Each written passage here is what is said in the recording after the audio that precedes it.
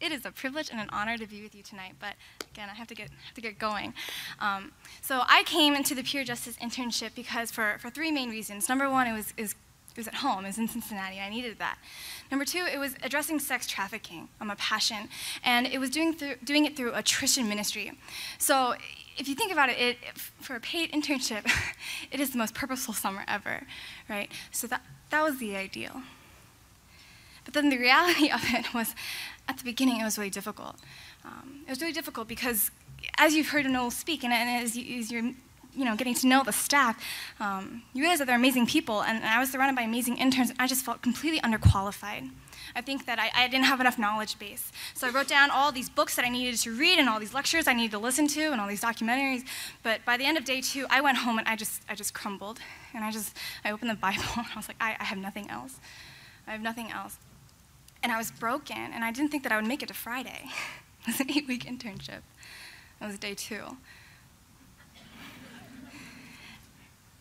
And that's the thing. It's transformation. I am so blessed because of that brokenness. I am so blessed because when I opened up the Bible, and when you have people at work who are encouraging you to spend time at work in quiet time and with God, and say, if you need to pray about this is heavy stuff, go pray about this. Oh, we'll come with you. We want to come with you. When you're in that environment, you grow. When you ask God to come into you, he comes and he speaks to you.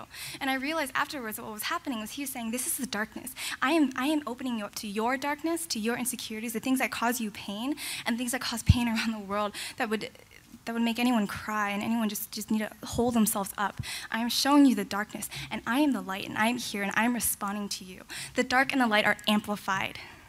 And when you look to that light, your joy will be amplified because you have seen what it fights against. You know what you're fighting for, this hope, this trust. And God said to me, you don't belong to the darkness. You don't belong to the weight of the sin. You don't belong to the millions and to the stories that you wish weren't true with all your heart. You don't belong to that. You don't belong to your insecurity over your work. You don't belong to the fact that you think you can't do enough to help. You don't belong to any of these fears. No, you belong to me. You belong to God. You belong to me. I am the light.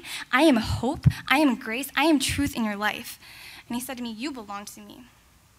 You belong to me. That was my takeaway. That was a transformation. Because now, as I'm approaching senior year, actually, and a little over a year from now, I'm graduating. I don't know what I want to do. I don't want to go to grad school yet. I don't have a job lined up, and I don't know what I want to do. What's worse is that I can't go home because my whole family will be out of the U.S. by the time that I graduate, and I'm scared. But when I'm broken, when I'm experiencing, I'm getting exposed to evil, when I'm getting exposed to things that cause me so much fear and shame or any kind of insecurity, God says, now you can experience me. I'm breaking you because I'm going to bless you. I'm going to bless you. And this is a message for all of you. You do not have to go through the internship to experience this. And that's the beauty of the internship, is that we share it and we give it freely.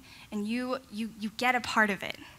What would be the purpose of me telling you how great the internship was if none of you could go, right? That'd be pretty cruel.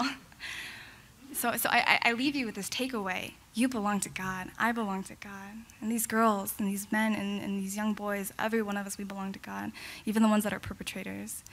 And there's a hope for that. We have to believe in that, or else we'll be overcome by the darkness. But we don't need to be. Thank you.